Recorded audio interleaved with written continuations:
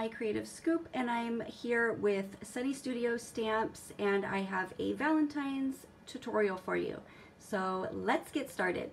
Okay, so I have my 5 colors that I'm choosing. Since Valentine's Day is quickly approaching, I decided to do a pink ombre. You can also do any other color or just switch it up and do create your own pattern, or you could even do like a rainbow. But this is a great way to use up those scraps and those long awkward pieces that you always have after you've trimmed off some cardstock to create a card. So what I did was I just trimmed them down to a 1/2 inch, and I did it with all 5 of these shades. And I'm going to take my Heartstrings border die, which is brand new, that just came out in the new release from Sunny Studio Stamps. And we're going to go ahead and die cut all of these out right in the center of each of these little strips of paper. So that way we can add them to our white cardstock, and it's really going to pop and really have that ombre effect. So let's go ahead and die cut these out. Okay, so I'm going to show you how I did this with these hearts here, and I've also kept all the little hearts so that way you can also use them either as confetti, or you can add them on your cards just for an extra little embellishment. So what we're going to do is we're going to make the darker one go towards the bottom, and we're going to glue it down at an angle. And I'm just going to take my glue and go right around. You could go all the way down here like that. And a little bit in the middle because you don't want it to lift, you want it to be flat.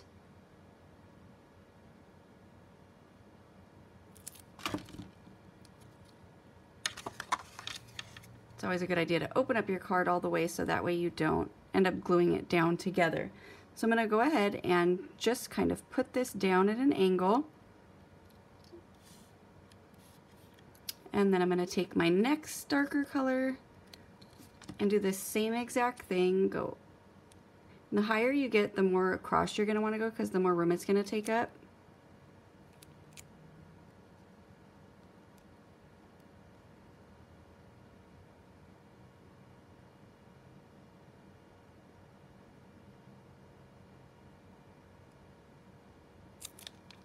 And then we're going to lay this one right on top of it. And I like to use the glue so I have that quick second to shift it if it's not straight. And then I'm going to take my next darker color. I think this would be so pretty as a rainbow too, but I really wanted to use these heart dies since Valentine's is coming up.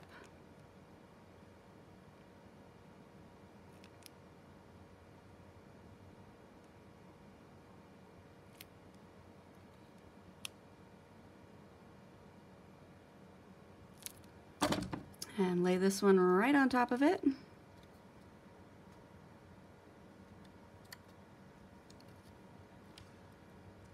going to shift this one down a little bit so that way the hearts are not lined up completely.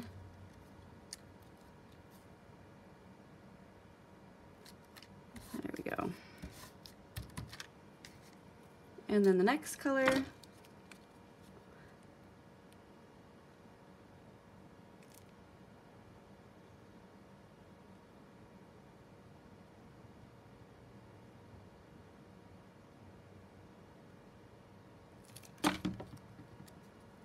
goes right on top of there.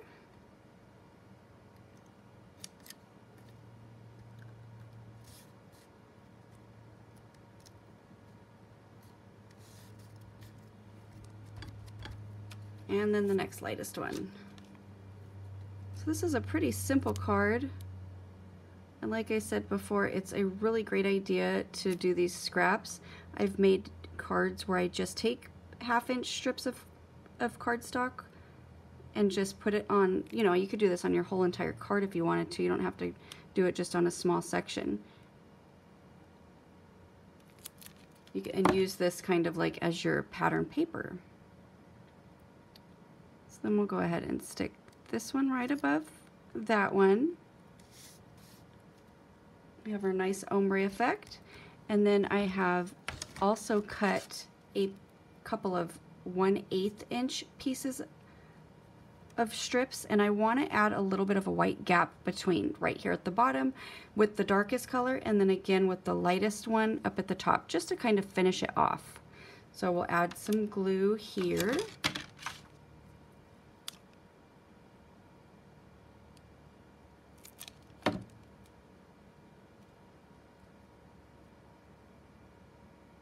And with that little bit of a gap between,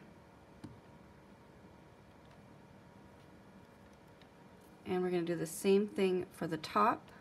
Want to make sure we get those little gaps that so they're even.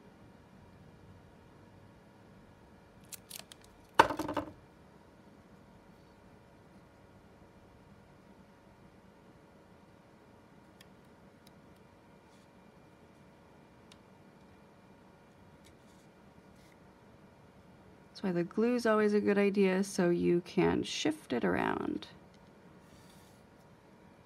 Okay, so now we're gonna go ahead and set this aside and let it dry completely before we cut off all of those edges. And let's do some Copic coloring. Okay, so we're gonna go ahead and color up this cute little girl from the brand new stamp set from Sunny Studios called Spring Showers. I have stamped in my Memento ink and black ink, and I've stamped onto my Copic Express It blending card. We're gonna go ahead and start coloring by adding some rosy cheeks using R32 and R30. I like to add my cheek colors before I add the skin tones, so that way the pink part really blends nicely into the skin. So that was my R32. Now we're gonna go ahead and take R30 and just go right over those circles, making them a little bit bigger. Then we're gonna go ahead and take the E13, and we're gonna add a little bit of a shadow underneath her bangs, since her bangs are right over her forehead. So we want to add some shadow there and a little bit coming down. We'll also go right underneath her face, onto her neck, and right where her arm is coming out. Add a little shadow here, and then right underneath her dress. And then we're going to come out just a little bit more using the E11. So I'm just going to try to pull down some of that E13 so we can get a nice blend right along the edge, right in between where the colors meet.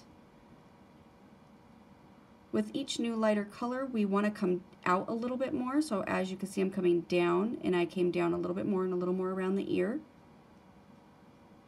Pull out that E13 on the arms, coming out a little bit more. We've pretty much ran out of room on the neck, so you don't really have to worry about that. And then the same thing with the legs, just pull that E13 down a little bit so we get that good blend. And then we're going to take E00. We want to get a nice blend right along the edge, just like how we did with the other color. But right after you go ahead and get that nice blend right along the edge, then we'll just go ahead and do one swipe over, filling in the rest of the skin. Same thing with the arms and the legs. Make sure it's nice and blended. You can always go back over those cheeks just to give it a little bit more of a blend if it needs it. So I always like to add a second coat. Sometimes the first one, you know, maybe you were a little more hesitant to add color and you didn't get the colors nice and blended out. So I always like to go back and add a second coat just to make sure we have enough ink on the paper to get it moving around and blending together.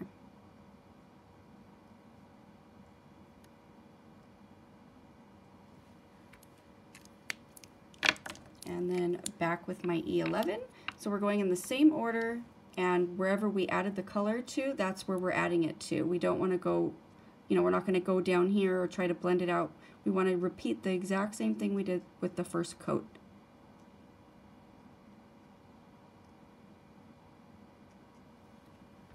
Also, by going back and adding the second coat, you sometimes when you go over it the first time, you're going back over the lighter or the darker color just a little bit more, and it has a tendency to lighten up that shadow. So this kind of gives you back that shadow and makes it just a little bit deeper. Okay, then we're going to go ahead and go back with our R32 and just color in her tongue. And then I'm going to take N3 and we're going to color the back part of her mouth.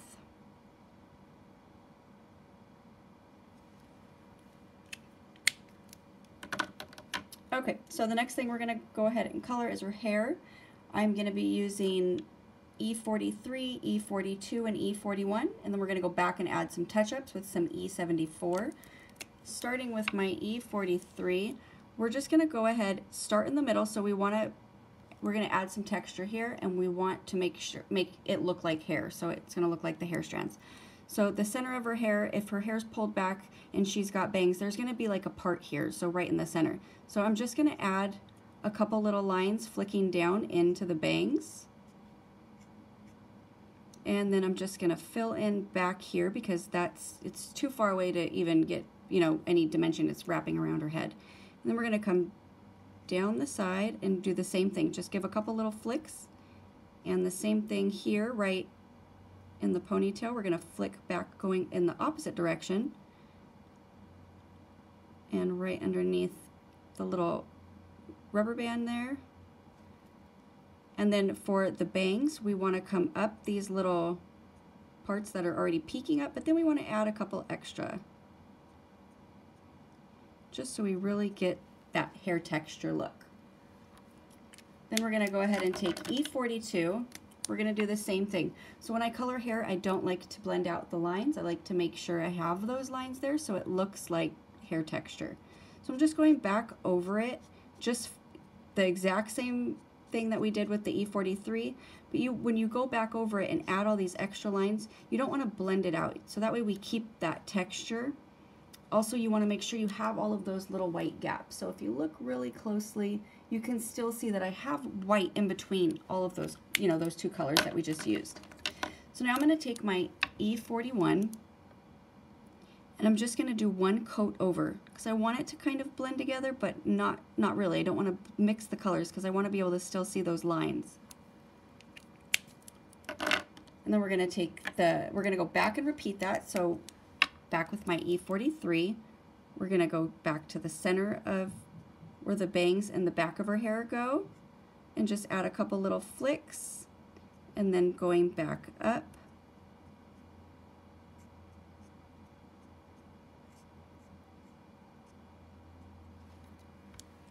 So it's just a little, then we're going to take the E42, do the same thing, kind of just drag out right where we just added that E43, just so there's no harsh lines, or if it needs to continue to kind of pull that color out a little bit more. Now we're going to take that E74. Now this is a little bit darker. It's not actually as dark as what's shown on the cap, but we want to add a little bit more detail to the center part so it really looks like a shadow. So I'm just going to add a couple little flicks.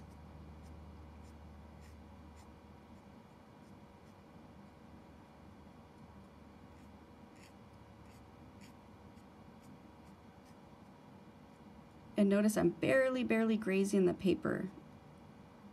And then we're going to go do the same thing going up.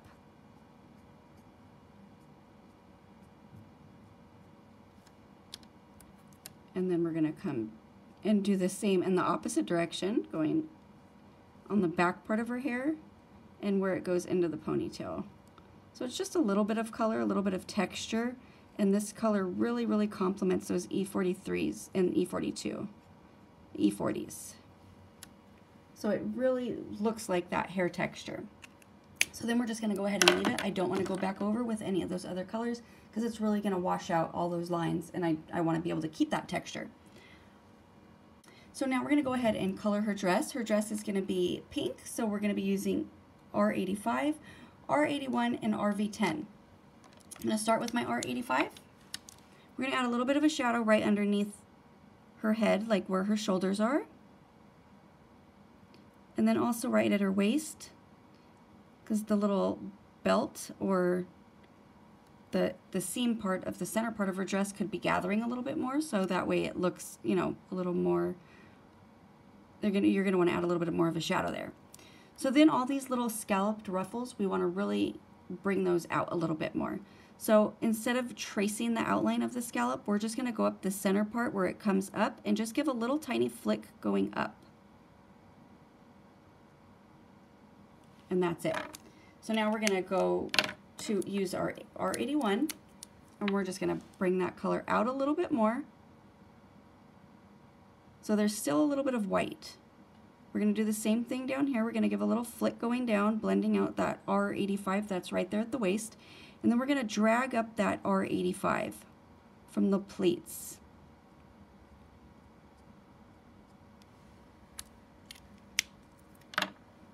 Before we use our RV10, I want to go back and define those shadows a little bit more. I really want to bring out this color.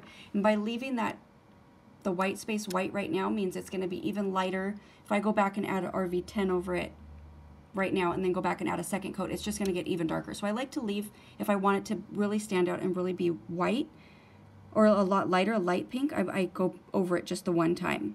So go back and re-add your shadows. And your little flicks going up.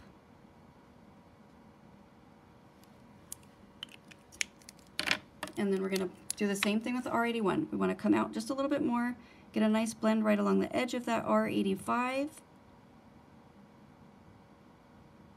and then drag up those pleats where it's touching that little bit of R85 and dragging it up so that way it creates that dark to light look. Then we're going to take the RV10 and just do one coat up the center part of the little ruffle so that way there's no more white showing. So for her belt, we're just going to take the R85 and we're going to fill it all in. And the shoes, we're going to go ahead and add a little bit of shadow. So right at the heel, it's going to be its darkest. And then we're going to take the R81, blend out the R85, and finish filling in the shoe.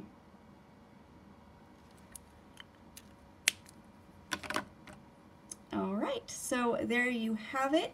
We did some pretty basic Copic coloring using just a couple of markers. You could get really, really creative with that hair and with the pleats. So let's go ahead and get her die cut out and so we can get our card together.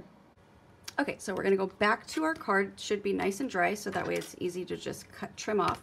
So what I'm gonna do is just flip it over to the back and follow the line and cut off all of those strips that are hanging off.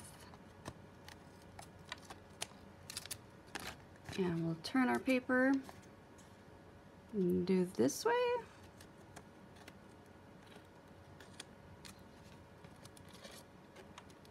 And I'm using my not so expensive scissors so that way it doesn't bother me when they're all sticky. So this is what I usually use for these scissors for cutting, you know, certain tapes and that kind of stuff. So you don't want to cut out your images with that. Okay, so let's go ahead and set this down and clean this mess up. So here's our card, super cute. You don't even need any images. You could just put just a sentiment on that, and I think that is just darling.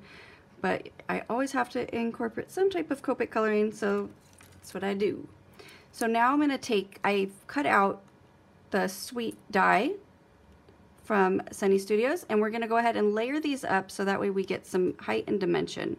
Since we have so much white on, you know, that's showing from the hearts, we wanna give it our sentiment some height so it doesn't mix and kind of clash. And this is heavy cardstock. It's 110-pound cardstock. So I'm just going to go right over the top of it. And then we're going to do the same thing. We'll add some glue to this one.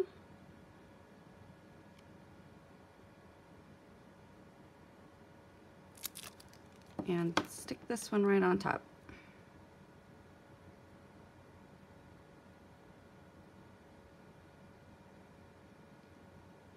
So that way you can see it a little bit better on our card since it's raised. So then we'll go ahead and kind of figure out where we want to add her. So we'll go up a little bit. So part of her is on the white background. And then we're gonna add some foam tape to our sentiment. This is actually also from the same Spring Showers stamp set, but what I'm gonna do is, I don't want it to say Sweet You with Love, I just want it to say Sweet with Love. So I'm going to trim off that U, since we don't really need it. And then we'll go ahead and add some foam tape to the back of this. So foam tape on our girl and foam tape on the sentiment.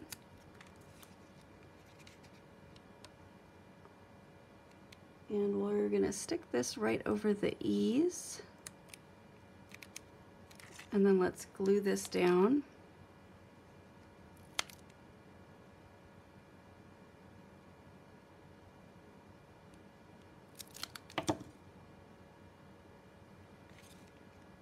So I want it to go, I want her foot to be like over that second, or the first E.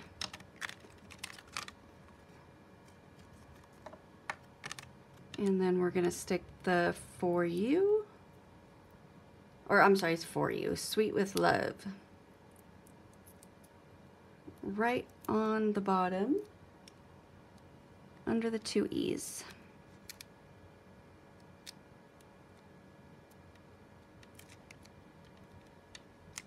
Super, super, super cute card. Then we can go ahead and add just a little bit of sparkle and maybe some of the little hearts for some extra embellishment. Okay, so here are all three of my Sweet with Love cards using the Heartstring border dies by Sunny Studios. I did pretty much the same thing with all of them. It's just a little bit different with the different dies. So this one here, I left the bottom part of the strip, like how I removed it on this one here. I left it here so that way I could still have that same look. It looked funny without it. So I went ahead, that way you could really see those little twisties with the hearts. And then I went ahead and added those, the little leftover hearts from this die here. So I added them in the little, I saved them all in a little baggie. I still have a bunch of them left, but I added just a little bit of something to the white part of the area just so it doesn't look so plain up there. But I really, really enjoyed making these three cards. They're so, so fun, and I think they're perfect for Valentine's Day. So I hope you enjoyed this video. Thank you so much for watching, and have a wonderful day.